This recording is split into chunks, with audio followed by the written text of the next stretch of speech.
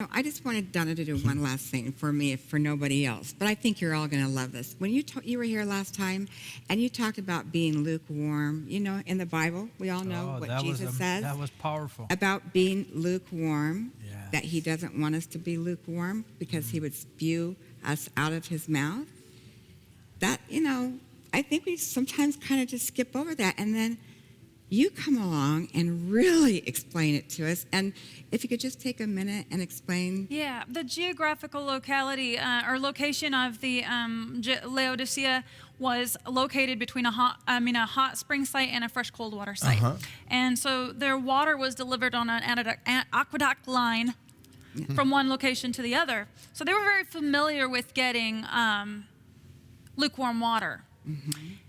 They would have understood when Jesus was referring to lukewarm water. They would have known exactly what that meant.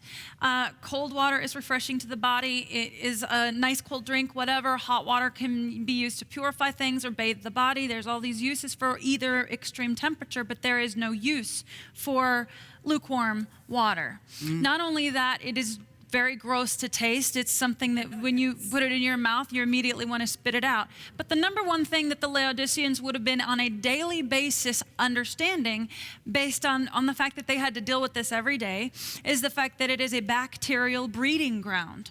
So when you have, when Jesus said, here's the thing that you need to keep in mind. Jesus said, "I wilt thou be hot or cold."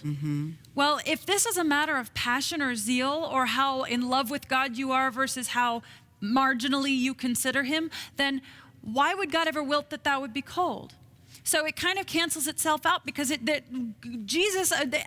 a million other scriptures that make it that he's always drawing us in. He would never wilt that we would consider him marginal or write him off. It is not a matter of passion and zeal. So when he said that I either wilt thou be hot or cold, but if you are lukewarm, I will spew you out of my mouth. He was telling them that because you are the apathetic, lazy, lackadaisical church that is not committed to the actual gospel as I have come to establish it, you are a bacterial breeding ground. You're spreading bacteria spiritually throughout the regions, and I will spew you out of my mouth. But here is where this ultimately goes, and this is what I was not able to share the other day because we just got too excited. Yeah.